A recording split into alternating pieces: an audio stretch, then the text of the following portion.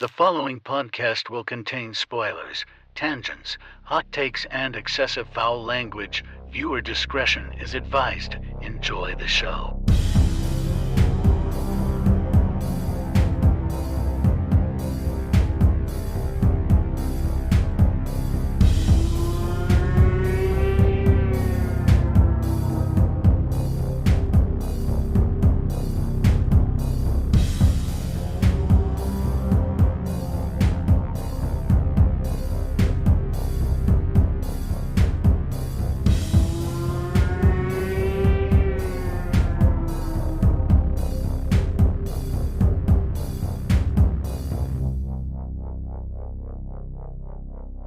Greetings, horror fans, and welcome to episode 320 of Frightmares. I'm your host, Austin Proctor, and joining me today for 1997's Cube is Gabrielle Proctor. I'm here. Yes, Corey still having technical difficulties. His computer, his personal computer, I guess he told me is a dumpster fire. You know, that's what happens when you torrent a bunch of stuff, as, you know, the same thing happened to my Which we can neither prove nor deny is happening for legal reasons. Well, that's what happened to my old computer as well. It's what happens when you torrent a whole bunch of shit. So, but then the computer he was using, his girlfriend Jess's, is also apparently busted. And now has no way to, join the session to record. We were talking about doing a call-in, but the calls never sound that great. So I was like, so now I will be playing the part of Corey. I have feelings and opinions. But no beard. It's very jarring. I decided to shave. Jarring. It's like your dad when he decides to shave his beard and tells no one, and you're always like jump scare. Man needs to send out a memo. It's the worst. Today, yes, we were talking about Cube, a movie that I held in high regard until the most recent watch. Yeah, thanks for that. Oh, man, yeah. So it's funny because, I don't know. It's not necessarily funny, but this is one of those horror movies I watched when I was younger because, if you've listened to this show, you know that I didn't get into horror until, late for most people who are as obsessed with horror as I am. But this is one I remember watching, late teens, early 20s. It was always on Netflix or somewhere, and I was like, people trapped in a cube, sweet. And I always remember loving it, and I always remember the acting kind of being cheesy, and there's a lot of math, but I still remember liking it at the end of the day, and maybe that's what happens when you watch things with a more critical eye. You're a bit more nitpicky with things. Instead of just enjoying them, I'm kind of tearing it apart in a sense. So, yeah. Look, you know that I am a huge Don Bluth fan, love all the Don Bluth movies. And Troll in Central Park was like my favorite, obviously aside from Anastasia, because I'm not crazy, growing up. And I used to watch that one all the time. Hadn't watched it for years. Put it on. It was like 10 minutes in and I was like, oh. Trash movie. Got it. Oh, this is definitely for kids. I'll watch this with my child later. But, this does not hold up the way it did in my head. Yeah, and I mean, that happens for sure all the time, but I always remember watching this and liking it, so. Yeah, you sold it. You really made a sale, and I was like, I was, even before I was going to be on this episode, I was like, I'll watch it. You talk about it. I see people talk about it all the time. And to be fair, it has a decently high rating on Letterboxd, so I wasn't speaking, out of turn. It's got a solid rating. Yeah. And even on IMDb, it's in the top 100 highest rated horror movies. Yeah, I'm feeling a bit gaslit on this one. Okay, y'all made me believe it was gonna be really, really cool, and I was like, okay. Yeah. Not like I hated it. It's just more like it was underwhelming for what I was expecting to get. Mm-hmm. There was too much hype, I think. It's like when I watched The Ring. By the time I got to it, I'm like, okay, so you guys are really into this, huh? So I will not tolerate any Ring slander here. It's not my fault that masterpiece doesn't work for you. So I'm going to shut that down right now. Speaking of which, we'll be doing The Ring here coming up where Gabby... I will be on the episode. No, I will not. No, we're not doing The Ring. We'll do that later. So your history is you just saw this. End of discussion. That's it. Had you heard about it though, like before, or? Yeah. So, this guy, Austin, repeatedly brought it up over the last few years and was like, "Yeah, that's a really good movie." And would bring it up in random discussions from time to time. And so he asked me if I wanted to watch it, and I said, "Well, you keep bringing it up, so sure." Sounds like a weird guy.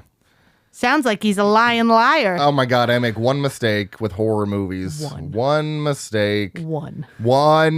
So, yeah, we'll get there. But before we do that, we got to do this. And that is, what did Jason Hill make me watch?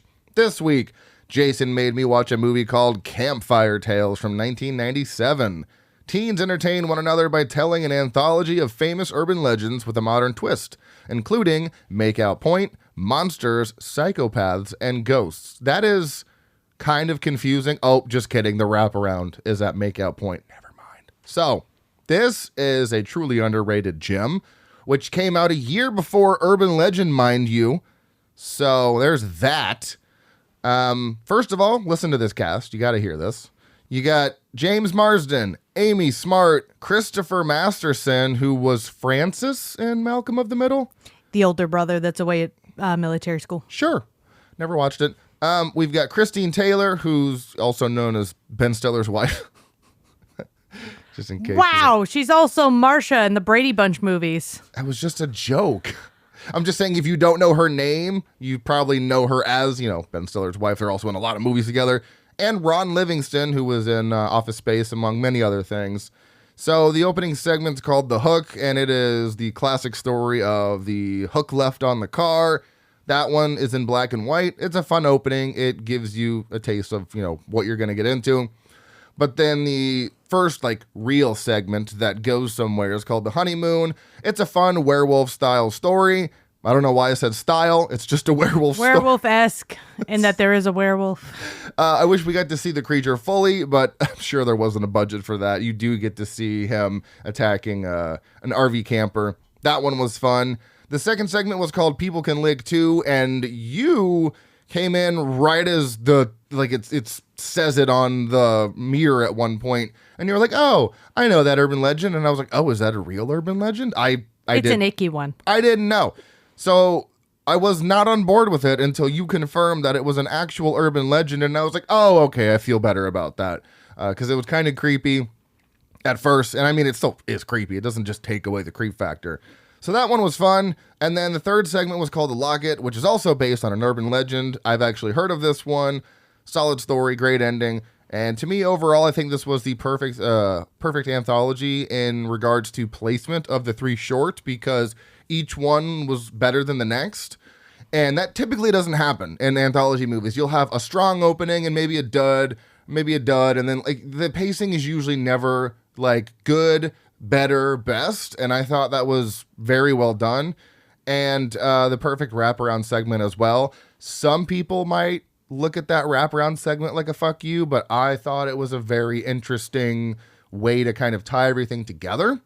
So yeah, this one was a lot of fun, and it has a pretty low rating, which is, I don't know, maybe, you know me though, me and my 2.8 movies, those are always like a 4 from me, and that's what this has. 88 minutes, 2.8, and it only has 3 segments. That's a good anthology, because sometimes when you have 5, maybe 6 segments, it can get a little long. Or 26. 26? I was making a joke. The ABCs of Death. Those are all 2 or 3 or 4 minutes, though, so. And all of them are upsetting. Yeah, so this one was a lot of fun. I gave it a 4 out of 5. I really liked it. It's just an underrated movie that I'd never even heard of until Jason brought it up. Jason did not like it as much, but that's okay. 2.5. And he said, "Are you afraid of the dark for high school kids?" So that one is streaming on Amazon Prime, Peacock Plus, Tubi, and Plex. And once again, that is Campfire Tales from 1997. Jason says, check it out. You'll probably hate it.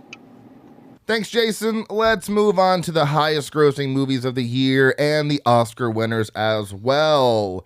Taking the cake is Titanic at $2.3 billion. No surprise there. Nope. And highest grossing horror movie of the year, Scream 2, $172.4 million. Again, no shock there. This is the 70th? What am I saying? 70th Academy Awards, presented on Monday, March 23rd, 1998. One of these days, it's gonna be on my birthday. We'll get there. One of these days. Honoring movies released in 1997. Best actor goes to Jack Nicholson for As Good as It Gets. Actor in a supporting role goes to Robin Williams for Good Will Hunting. Best actress goes to Helen Hunt. Man, I wish Corey was here for that one. He would have gotten it. Back when we used to play trivia, there was the running gag of Helen Hunt. As Good as It Gets, actress in a supporting role, Kim Basinger for LA Confidential.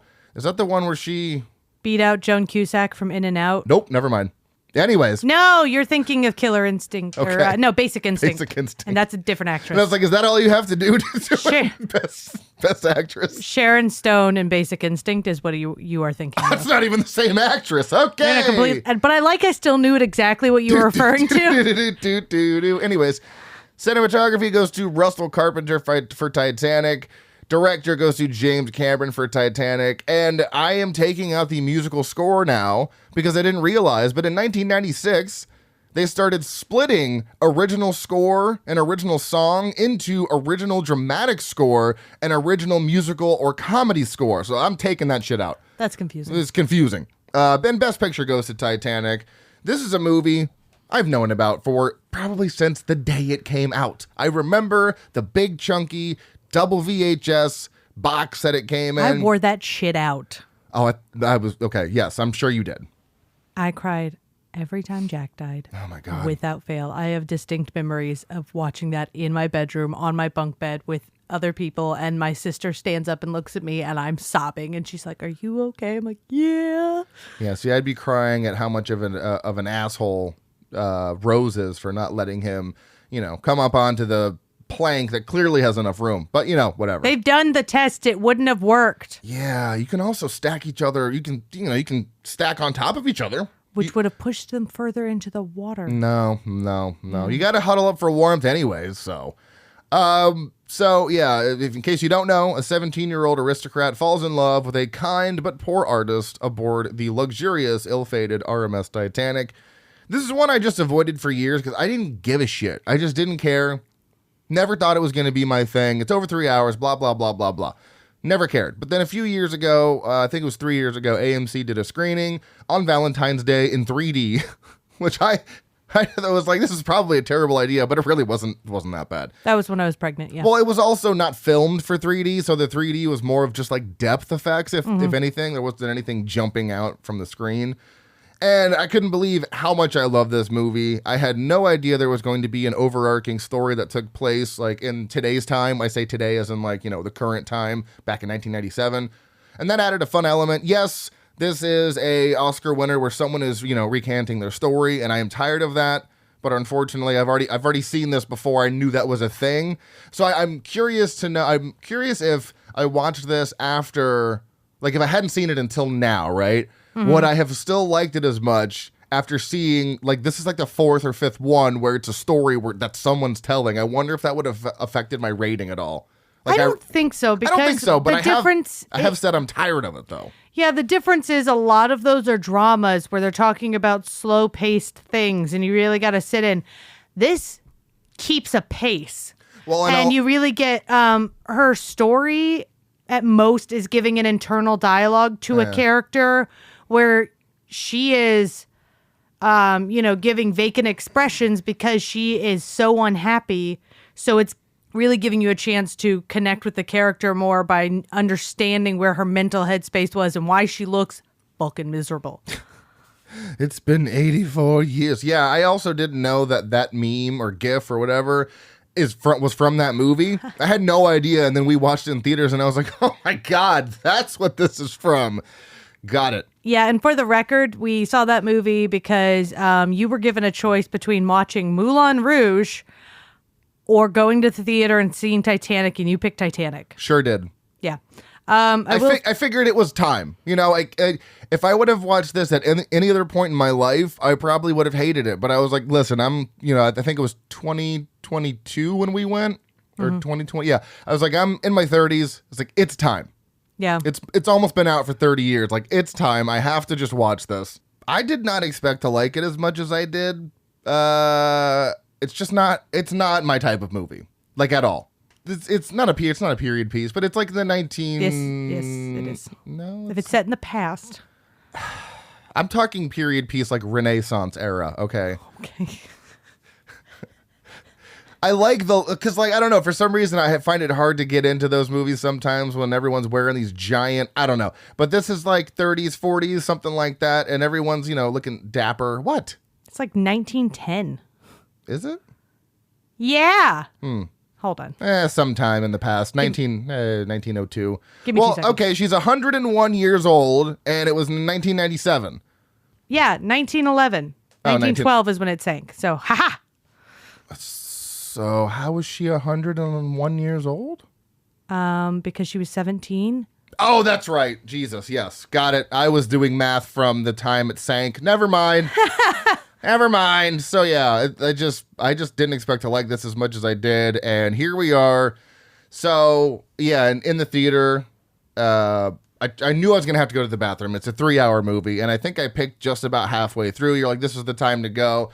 And of course I come back and you're like, well, you missed Kate Winslet's boobs. And I was like, are you kidding? It's like the one time I go to the bathroom, I miss the only nudity in the movie. What the hell?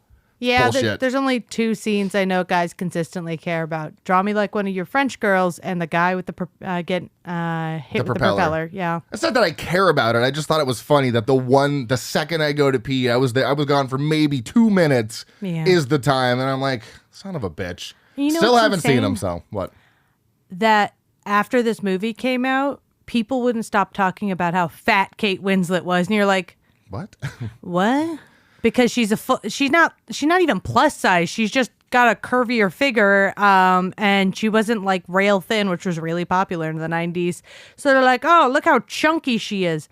She's also wearing a lot of corsets in the film, and she wore a lot of that stuff for the premiere and the Oscars. What's that one chick from the 90s that's like rail thin? Kate Moss. Yeah, they made it. Okay, there it is. They made a joke on Family Guy about her. Well, yeah, so if you're not Kate Moss, then you're fat, apparently. So yeah, stupid.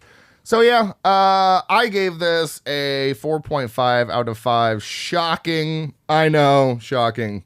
Probably never saw that coming, especially with my extremely odd history with the Oscar winners. But yeah, has a 3.8 out of 5 on the Letterboxd, and you can watch this on Prime and Plex. My review is, we need to recognize Billy Zane as being one of the best all-time villains, not only in this movie, but just in general.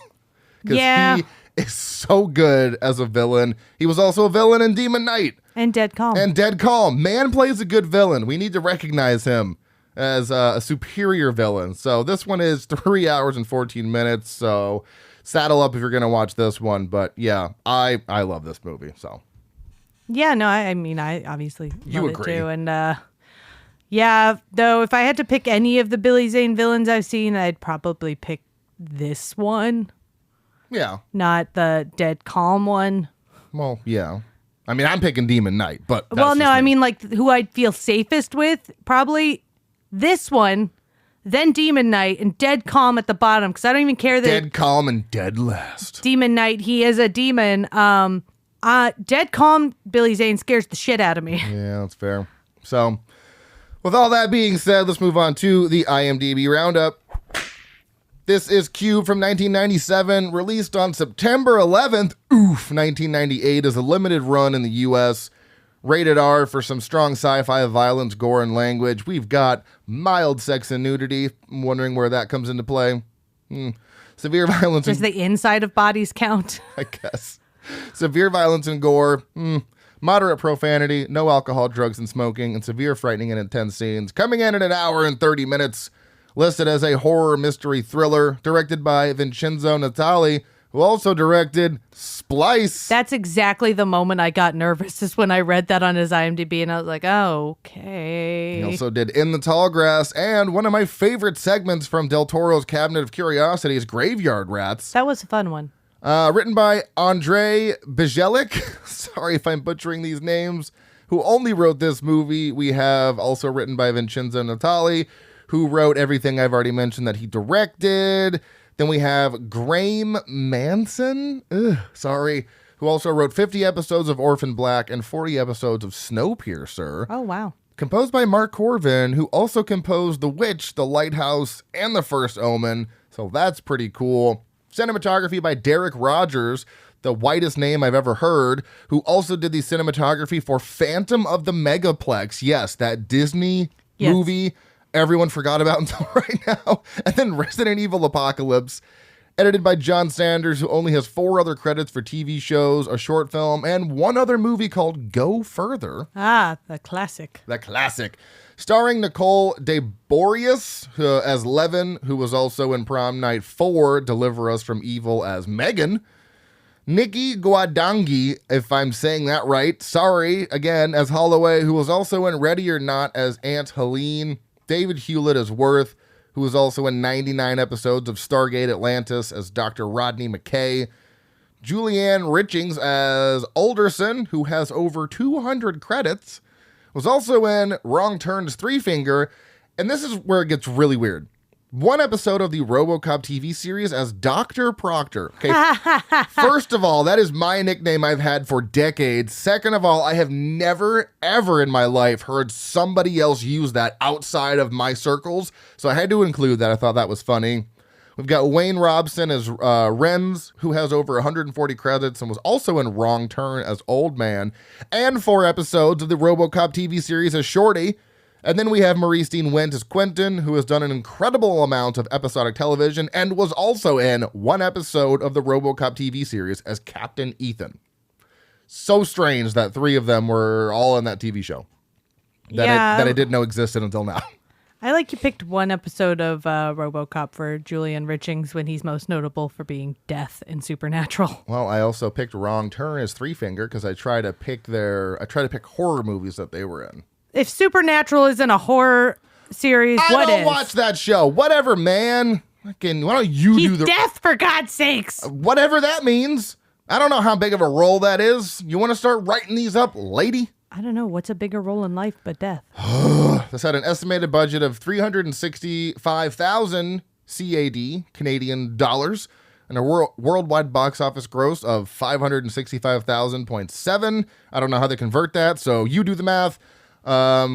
This movie was filmed in Ontario, Canada. You can watch this on Tubi. Movies that came out around the same time, going off the 1998 limited run, we have Halloween H2O, Snake Eyes, Blade, Rush Hour, Ronin, Urban Legend, Ants, A Night at the Roxbury, Strange Land, and Bride of Chucky. I've seen 5. Halloween H2O. No. What? I haven't watched most of them. We've discussed this so many times. I thought we went through all of them. No, you just keep watching them without me every year. What? Yeah, get it together. Blade? Duh. Rush Hour. Yup. Urban Legend. No. Still haven't seen Urban Legend. I just watched that. Without me. You see do you see how we were running into a problem? Ants? Duh. Bride of Chucky and Night at the Roxbury? Yeah. Fuck. IMDb summary: a group of strangers awaken to find themselves placed in a giant cube. Each one of them is gifted with a special skill, and they must work together to escape an endless maze of deadly traps. This is Cube. A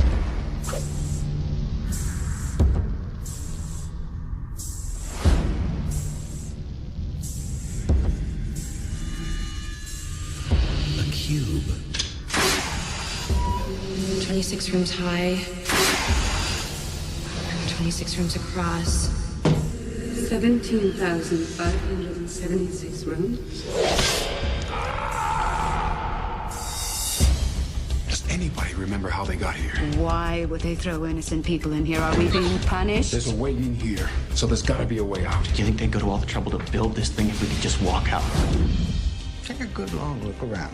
Because I got a feeling it's looking at us. We have about 3 days without food and water before we're too weak to move. I just want to wake up. I looked into a room down there and something almost cut my head off. Motion detectors integrated into the walls. Tough to spot. You're not getting out of here. Yes, we are! There is no way out of here! We need to get around the traps. They're identified by prime numbers. Figure it out. I can't! I'm not dying in a rat maze! No more talking. No more guessing. You gotta save yourselves from yourselves. What the hell is going on? be moving in circles, the rooms have. We are the key. The cube is us.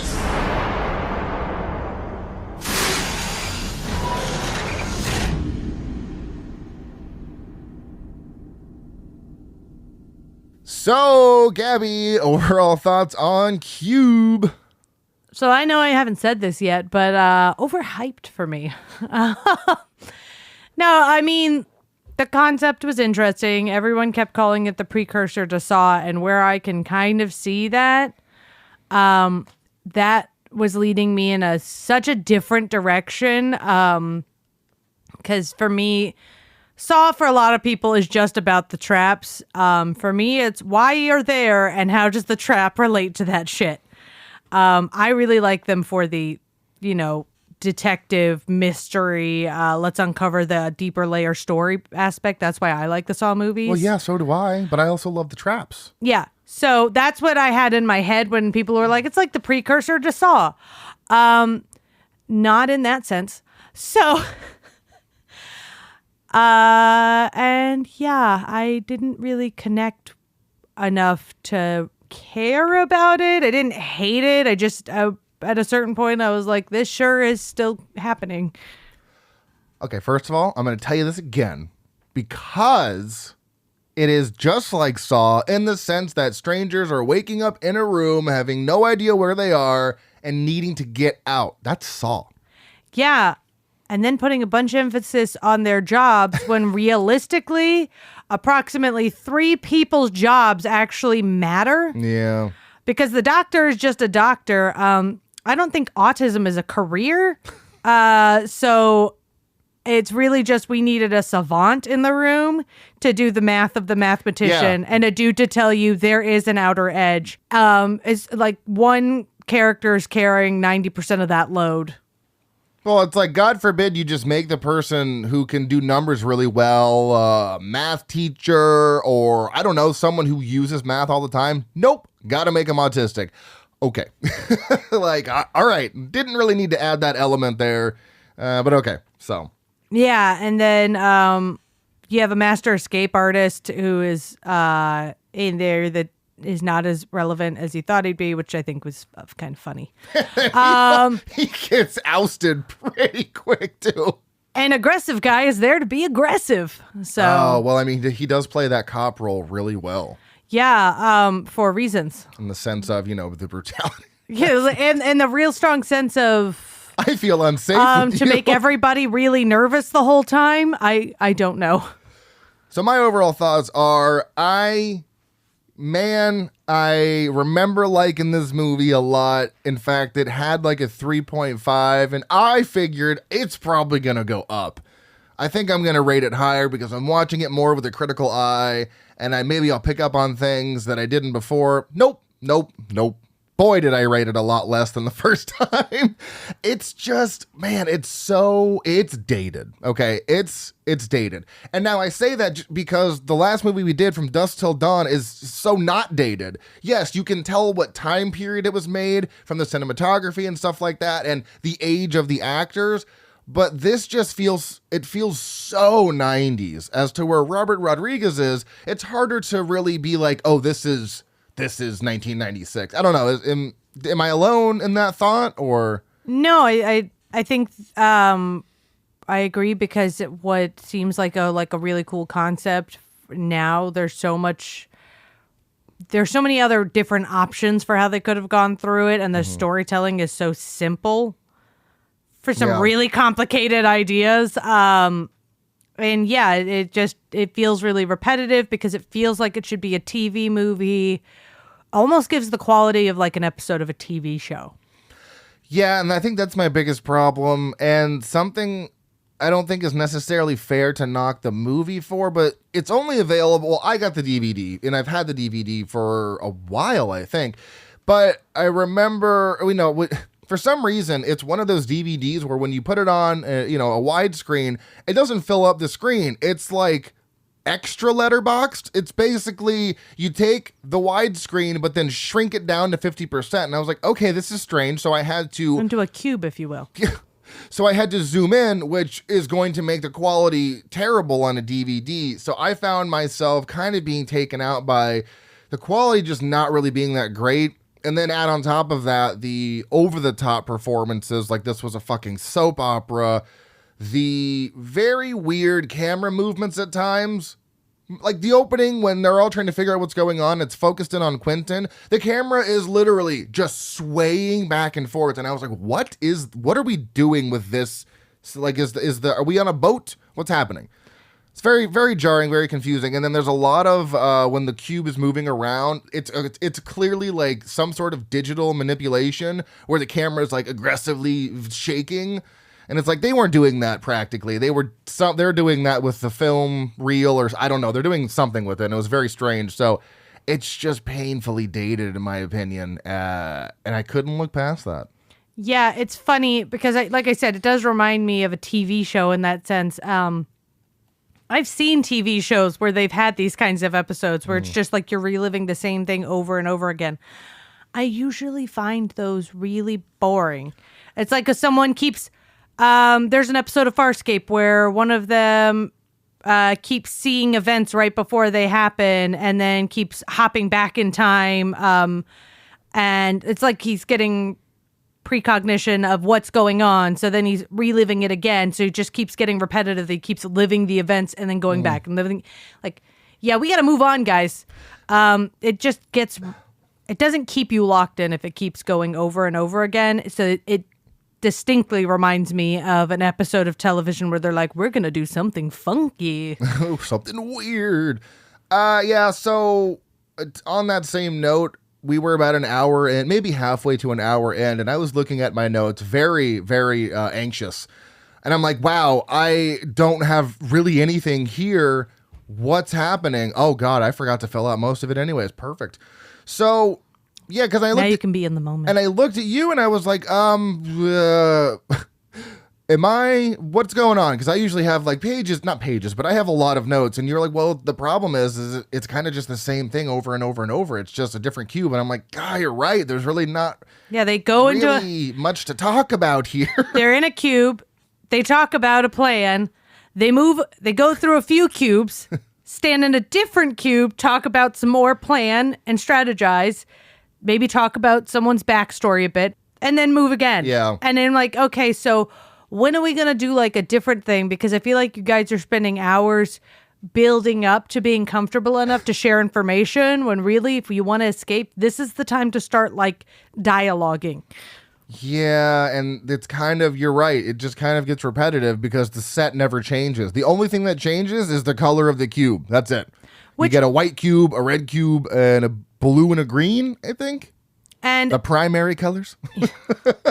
And the thing is I really liked that this was a one set where they were just changing out the gels on the lights to make the room look different colors. And that, to me, that was the most interesting thing about the movie, is that they managed to do it in a fixed set.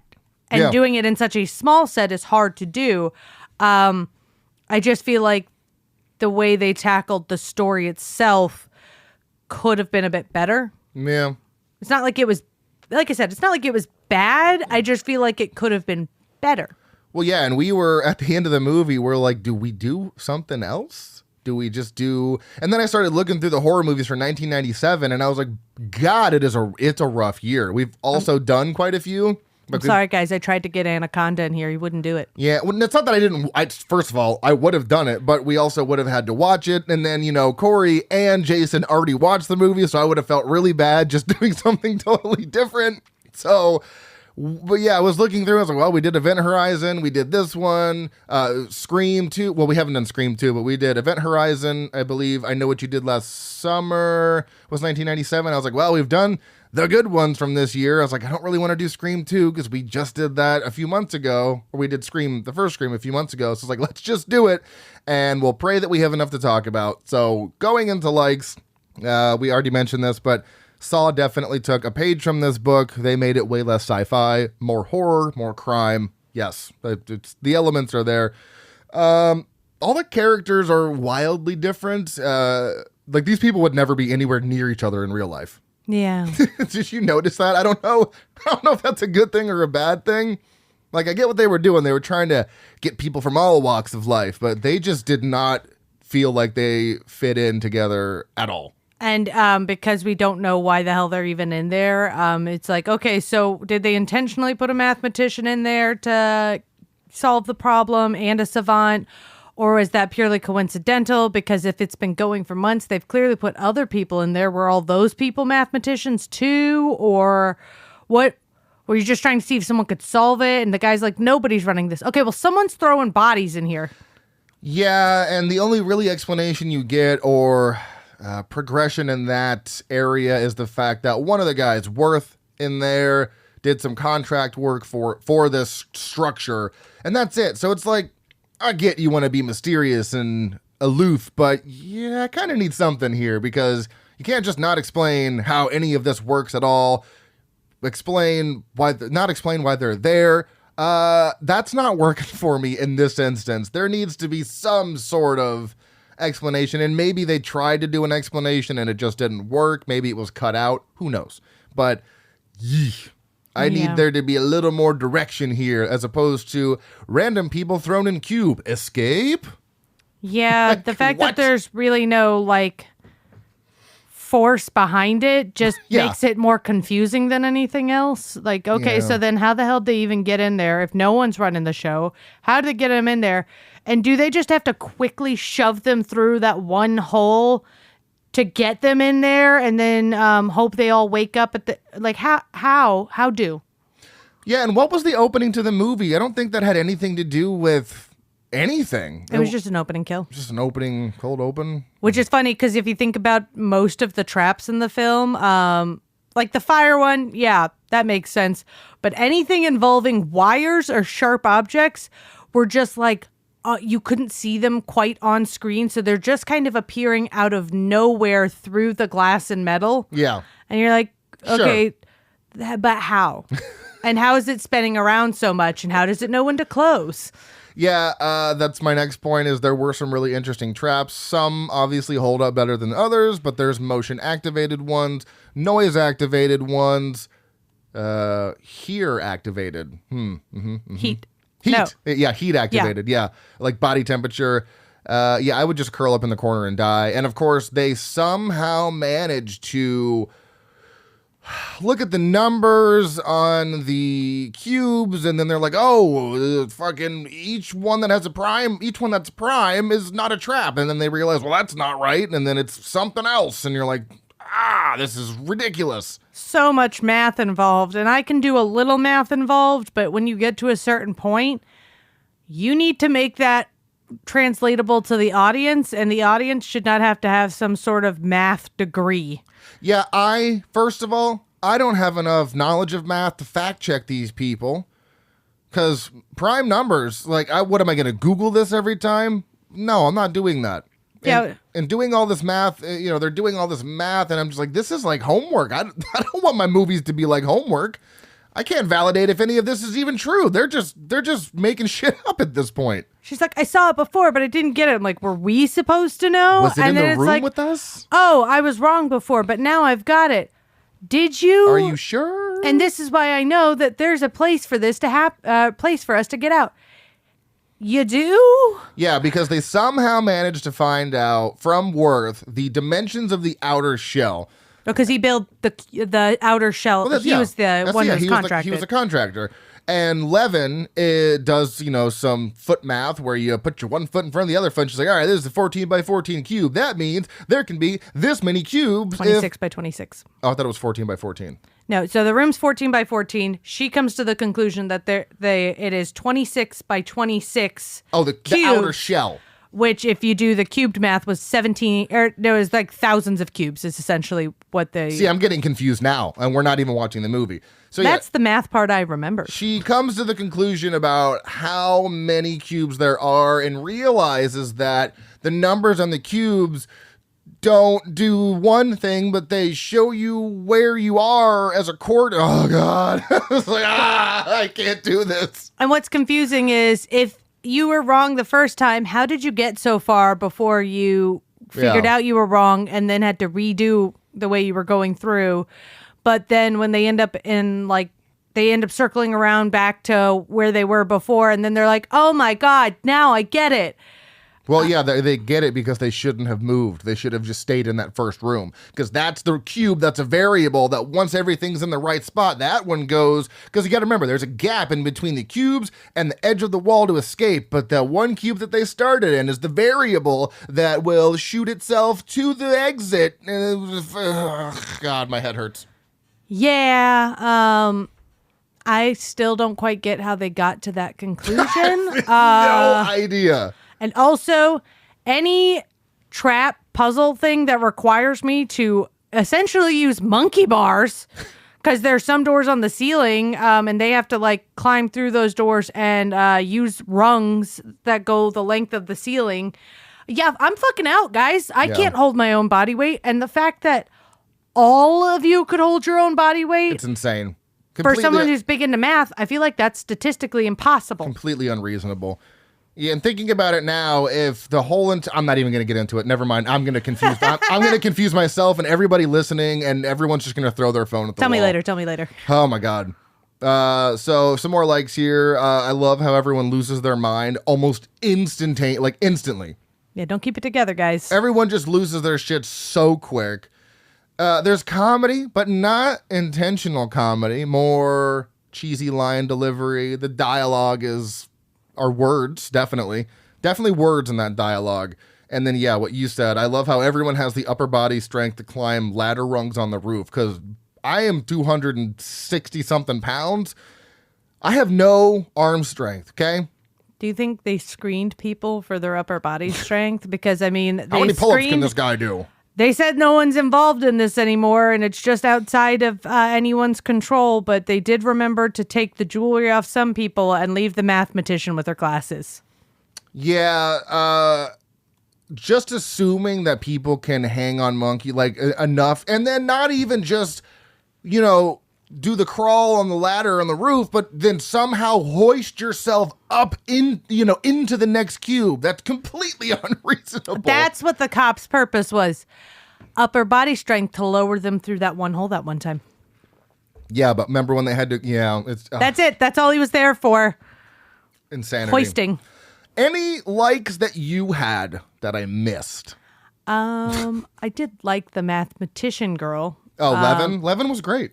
Yeah, of everyone, I really was like, I feel like she should get to live through this, considering she's carrying the whole fucking team now. God, her back must be so sore from carrying this whole movie. And she was the only person I found to be likable, because the cop guy was just a dick. Straight up dick. Worth was the other guy, right? Yeah, he was the aloof guy. So fucking aloof, and it was supposed to be played by mysterious, and it really came off as I'm bored for most of the movie. He really didn't start to become interesting till the end. And don't bother telling us that you were contracted out to do the outer shell until it's absolutely convenient. Yeah. Or annoying to Saturday. Yeah, I don't even know. You really don't get a sense of the one savant guy. I mean, he was there. I didn't like or dislike him. You didn't really get a sense. He was just existing. Yeah. And couldn't really help the things that he was doing that was bothering everybody. It's not really his fault at all, so I can't really knock him for that. No. And the one doctor lady was just aggressively antagonistic. Do you have no self-preservation? You're really gonna jump into someone's face like that when they are bigger than you are? Exactly. Like, girl, read the fucking room. Read the room. All right, so let's move on to dislikes. Oh man, I have more than I do likes. I mean, it's basically impossible to get out because you're just guessing. You're not given any sort of clue. They don't give you any cliff notes. Hey, maybe do this or try that. No, it's not like an escape room where you can be like, hey, we're stuck. Can we get a hint? No. So I would just give up. Acting's not great. I mean, no one is really that great, honestly. No. No one. I've already mentioned this. The movie's painfully 90s. The cinematography is jarring at times. The real crime, though, of this whole movie is putting all of those people into a place where there are no bathrooms. That is insane. And only one person uses the bathroom one time? Are you kidding me? I'd be peeing every 5 seconds, even if I hadn't drank water in, 12 hours. Right. Constantly be peeing. Quentin is probably, oh my God, the definition of overacting. I mean, bro, I get it. He's trying to be intense, but oh my God, when he's like making the crazy eyes, I was like, I can't even take And I also was like, why are you doing that? Because whatever things that would incite you to this level of violence happened a little while ago, and suddenly you're like, murder. Yeah, I'm assuming the death of his wife had some sort of play into him losing his mind. But again, who knows? But it also happened like a good 5-10 minutes before the killing started. So like you hadn't cooled down by then. And the person, the first person he kills, he actively attempts to save first. Right. So you're just like, what? Are you doing the killing thing or not? Because why even bother to... You could have just missed the rope entirely. Did you need to get her real close so she knew you were going to kill her, or... Total Lion King moment. It's like Scar just, letting Mufasa live go. the king. Yeah, that would have been great if he had a cheesy one-liner, but he didn't, so not Just as crazy cool. eyes. Just crazy eyes. But yeah, he's like pulling her up, and he's like, just kidding, bye, and yeets her into oblivion. And climbs down and covers his face so it's not obvious he was smiling when he did it. And he's like, I lost my grip. Oh, sure, no, buddy, sure. I dropped her. Sure, buddy. Oops. Yeah, again, too much math. Too much fucking math. So much math. I can't validate any of it, so it's just like, sure, that sounds right. But as we will get to in the trivia, oh man, they weren't even good at math writing this. Like autistic character. I mean, the only reason to make him autistic was to annoy Quentin. Like, you can make someone smart and good with numbers without making them autistic, but Quentin was so annoyed by his existence, and I think that's kind of also what drove him to insanity, was just, the repetitive nature of that character. Yeah, he went from being calm, cool, and collected and really trying to get everybody to focus in to being the biggest problem. He was really the voice of reason for a little bit, for like the first half hour. And then, like, from the one scene to the next, he was like, and now I'm the villain. Oh, okay. I guess it's true what the Joker says. You either die a hero or live long enough to see yourself become the villain, which apparently is about 10 minutes. Yeah, and I'd have to agree, though, making the one character autistic. Honestly, like, while the things he was doing weren't out of the realm of things you'd see, it just kind of felt like a way to grate on other people's nerves. And and that felt off to me. Like, that felt a little weird. Like, hey, let's not use this as a prop for bugging the shit out of everybody. Well, and I told you when watching this, and I was like, it's totally not fair of me to say this, but if I was in that situation, he would absolutely be driving me crazy, because it's like, I can't leave the situation. And that's no reflection of him and his condition, but it's just the fact that I'm stuck somewhere that I can't leave, with just kind of the repetitive nature going on. Like, that would drive me crazy, but that's so unfair. And if you're not used to that, that's so unfair. And that's the thing. Like, if you're not used to that kind of thing, unexpected, abrupt noises in a tense situation would stress you out. Most people, right. But it felt like it was being used as a prop. So not played in the most respectful way. And conveniently, he's super good at math. Okay. Yeah. Okay. Got it. Another thing that was hilariously silly to me is when they lower that woman, Holloway, out of the cube, because she's trying to, they're trying to figure out what's going on and how far away the edge is. 4 people, 4 grown adults, one big strong man, another guy. So there's like 4 people. They're like, oh, we gotta pull you back in. You're heavy. Like, what? I'm gonna make it worse. Why did no one tie the rope to the rung next to the opening? There's literally rungs all over the place, and they could have tied it to several different spots in that room. I hate it. And they would have just had to make sure it didn't come loose. Yeah. Oh, God. And to help her back up. Oh, God. Literally, while they're doing it, I'm like, why are they not tying it to anything? There's so many things in this room. Man, if you would have... Oh, man, that might weigh into my rating. I'm so annoyed now. I didn't even think about that. Anything else for you about dislikes? Oh, there was something I was going to say. Oh yeah, the mathematician chick getting killed. So was annoying. So unnecessary.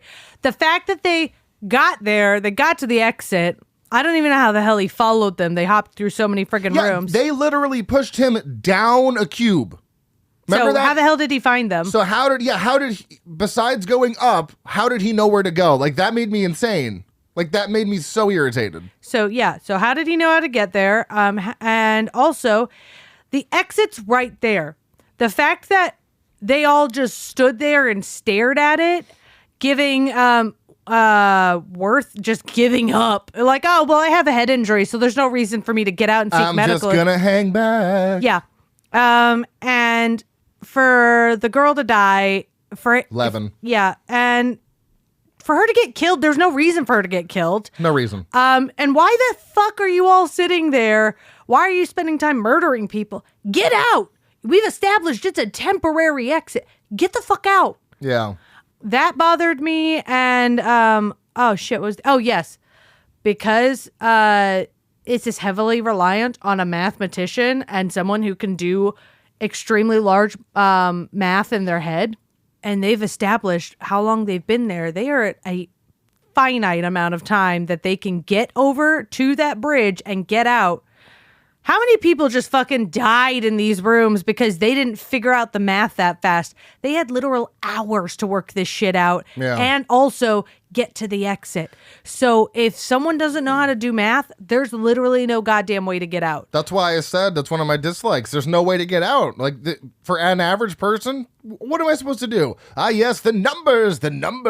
Like, so do you just have something against people with autism and mathematicians that you throw them in there? Because if you don't have that exact combo of people with a builder who can tell you how big it is, literally any other combination of people, they're never getting out because they will starve to death before they work this shit out. This movie's falling apart right now. Yeah. It's falling apart. There's no way because even the escape artist guy, cool and all, he gave them the shoe idea. He'd never get out. Yeah, even right. if he hadn't guessed wrong, he'd never get out because he didn't know about the math. He died immediately because he didn't know about the math. Well, and here's another problem I have with it is that the cubes are constantly moving, right? Mm-hmm. So how do you know which, even if the math is working, how do you, oh God, it hurts my head. Yeah, you just have to believe them that they've figured out which direction to go. Right. But for the average person, that makes no friggin' sense. How do you know where you're even at? Because if it's coordinates, but they're constantly moving, then the coordinate thing doesn't work because the coordinates change. Criminy. Yep. So also, how are they moving at all? That's going back to the ending scene. Yeah, it frustrates me a lot because you do have Worth giving up. Somehow Quentin comes back, kills Levin, and the only person to escape is the guy we made super annoying. So wow, we redeemed ourselves, right, guys? No, you didn't. You fucking biffed the ending. How it should have ended. Here's my way better ending. So it's Levin, Worth, and Kazan. We haven't said his name yet. He is the guy with autism. And so those three in the final room, the door opens. They all go to leave like normal human beings. And if you want to have Quentin come back, somehow do that trope where everyone's getting out and then he grabs someone by the foot and they're like, no, I'm going to get you, whatever. And they're like, there's a struggle basically. And you've got two men on the other side to pull Levin through. And as they're pulling her through, her foot comes out of his grip and then he still gets crushed by the door. And then you get three people that survive as opposed to just one, and bad guy still dies. So much better of an ending. Or they get out and just as they've gotten out, he comes through the room, sees the exit, and they watch him as the room shakes and moves. Whatever. Also better. So much better. Unnecessarily having only one person who comes in, what a good 30 minutes into the movie surviving. Yeah. Who was things. Like he was in a different room. He was in place. Yeah, I don't know. Also, if they just happen to pick the wrong rooms and never find each other, also not getting out. Exactly. They're required to survive long enough separately to get into a room together. I'm really upset because I purchased Cube 2 and 3 Not thinking they were going to be, they have bad, like way worse ratings than the first one, but I'm annoyed because I bought both of them because they're just not streaming and I've always wanted to see them. And I'm like, well, I gotta, You've committed. Yeah, there we go. It's like, well, I've got to commit at this point. So hot take for me, this movie's not good. I don't think it deserves the rating it has on Letterboxd. I don't know. Maybe it's nostalgia for people. That's my hot take. It does not deserve the high ratings that it has. Yeah, I'm sorry, guys. This movie's Swiss cheese. Got a lot of holes. Yeah, and frankly, I feel like I should go with my original theory, which was that, this guy wrote and directed Splice. Yep. And that's about the part, like I said, where I got really nervous because I saw Splice in theaters and I'm still upset about it. That's a choice. Hot take? I just said this movie is Swiss cheese. Oh, I did have a hooked moment for a little bit when the French guy is talking about all the smack and then gets acid right in the face. That was hilarious. That was so dope. You know what? That was a great moment. That was hilarious. That was great. Did you have a hooked moment? There was that. Okay. Lost for me is every time they brought up the math. Every time. Which is pretty prevalent for most of the movie. I'm going to tune out until someone starts saying what the hell they're talking about, and then I'll check back in. Yeah. You're going to watch later, because I'm pretty sure A Beautiful Mind won an Oscar. Mm-hmm. That is a movie about a man who is kind of a math genius. Yeah, I know. And you'll see how it's supposed to be done. Yeah, well, yeah. I assume the same Lost for you. Yeah. Horror moment, they're really, I guess I'll go with the opening because a guy gets grated by a wire fence. Sure, we'll take that one, even though it's very cheesy. Yeah, that was fun, but also the logistics of that trap made no sense because then it's in the ceiling. Don't think about it logistically. Think about it from a horror moment. I liked where they pulled that guy and his face just kept sizzling. Sizzling and pitting inward. Yeah. Favorite kill? I don't know, Quentin, I guess. I don't know. Yeah. But it still made me irritated because he killed Levin and she was the saint. So she really, really deserved to make it through the end of that film. Yeah, she really did. Nothing. She did nothing wrong. In fact, yeah, she was a big part of the reason they got out. So they would have gotten nowhere without her. Right. They probably would have never found Kazan. And even if they did find him, it wouldn't matter. They wouldn't have known about the numbers to ask him. Right. So, same for you. Favorite character? Yeah. Least favorite character? 3, 2, 1. Quentin. Okay, yeah.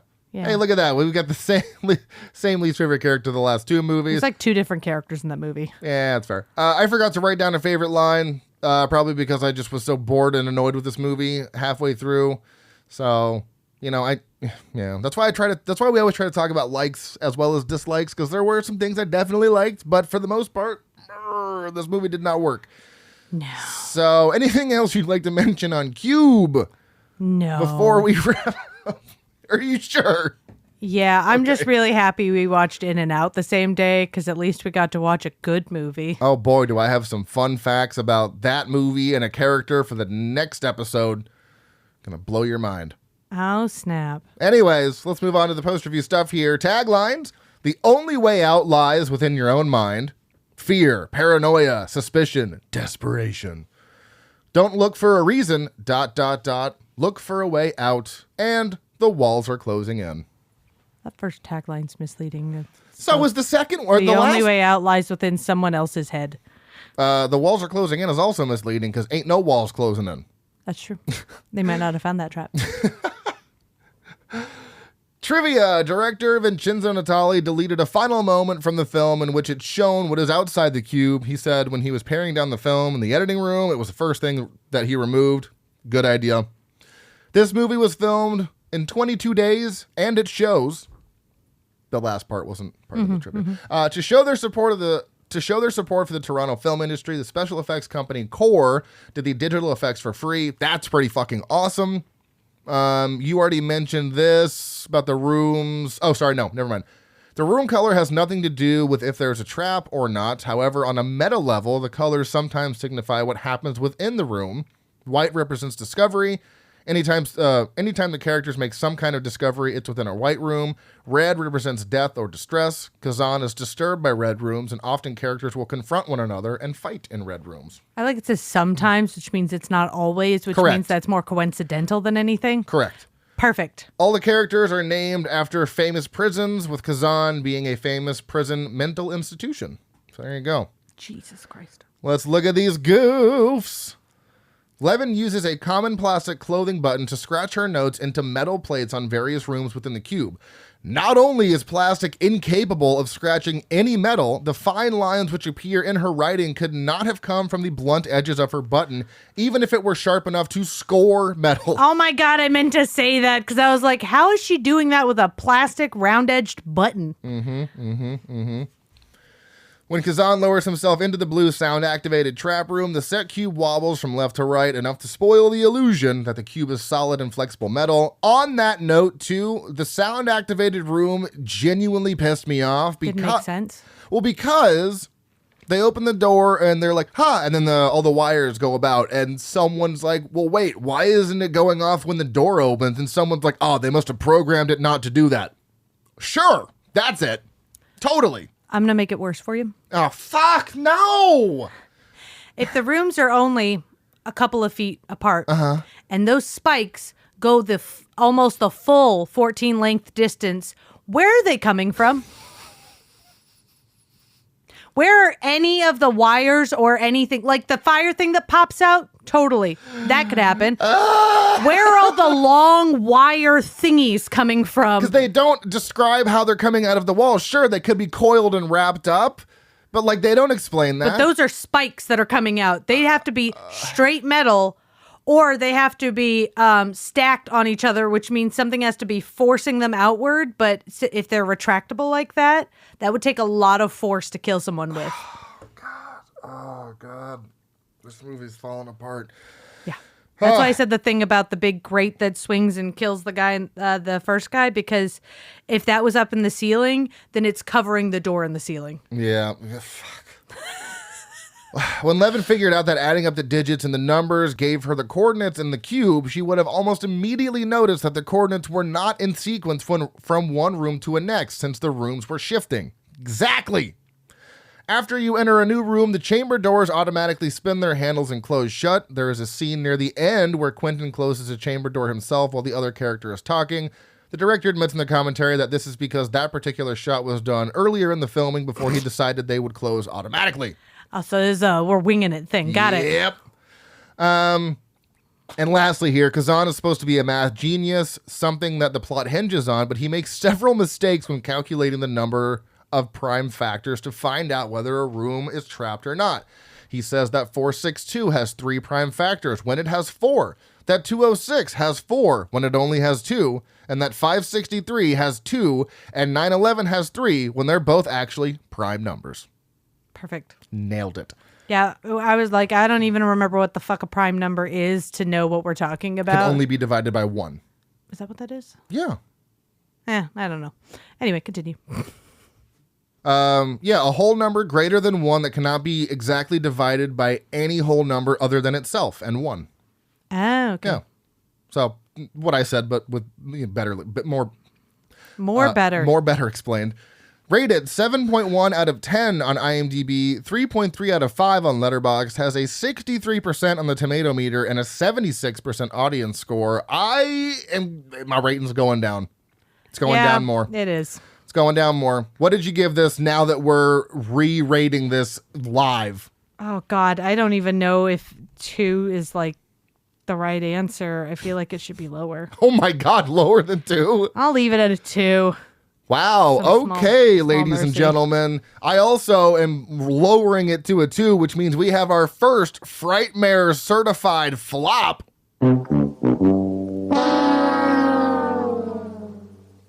That is the first one of the year. Those rarely happen. But yeah, after talking about this and discussing it, this movie just makes me irritated, unfortunately.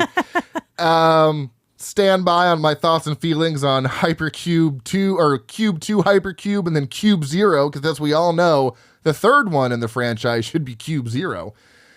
Anyways, similar movies according to Letterboxd. We have Saw 2, Escape Room, Saw, The Happening, and Annihilation. Similar movies according to IMDb. We have Cube 2, Hypercube, Cube 0, Cube 2021, Circle, and Final Exam. And Exam, sorry. How many friggin' Cube movies are there? There's 3, and then there was a Japanese remake, or I think Japanese remake. Maybe if it was Japanese, I bet it's better. It's not. Damn it has bad ratings. Maybe but the logistics are better. I mean, I'd still watch it. All right, let's read some funny reviews here. And I can't believe we actually filled the time. I was kind of worried we wouldn't, but here we are. Well, we made it worse by talking about it. So that really takes up some time. My brain hurts. What do you have for reviews? From Emily Hussell, 3.5 stars. Oh, I get it. They're trapped inside Hellraiser's puzzle box. 3 stars from Jay. If I was in the cube, I'd say, okay, guys, let's think outside the box. Jesus. That would be me. 2 stars from Carter.move. Math and cops? No, thank you. That is fair. 3.5 stars from Dawson. Ah, yes, horror in its truest form. Geometry. 4 stars from the Greek Geek. I should have paid more attention in math class. Never know if I have to math my way out of a cube. Oh, hold on. There was one that talked about so this is what. Oh, there we go. 3.5 stars from Adam Bolt. I like to think that learning all the pointless bullshit in math class was to prepare me for this extremely specific situation. Yep. Oh, I thought that was good. Oh, I actually had that one right there. And the last one I have is 3 stars from Parker. It's like Final Destination, but instead of death, the bad guy is math. So, boy, oh boy. Thanks for bringing me on to this extra episode. You're welcome. I'll be sure to watch Cube 2 and Cube 3 without you. Thanks. You're welcome. If you enjoy the show, please rate and review on your favorite podcast app of choice. Follow us on Facebook, Instagram, TikTok, and Slasher app at frightmarespodcast. Our email is stayspooky@outlook.com. You can also follow me personally on Letterboxd at Dr. Proctor. You are Watson LMP 90. Boo, yeah. Next week, you guessed it, you and I will be back yet again doing 1998's The Faculty. Yay! A great palate cleanser. It's going to be a lot of fun. Good movie. So until then, stay tuned and stay spooky.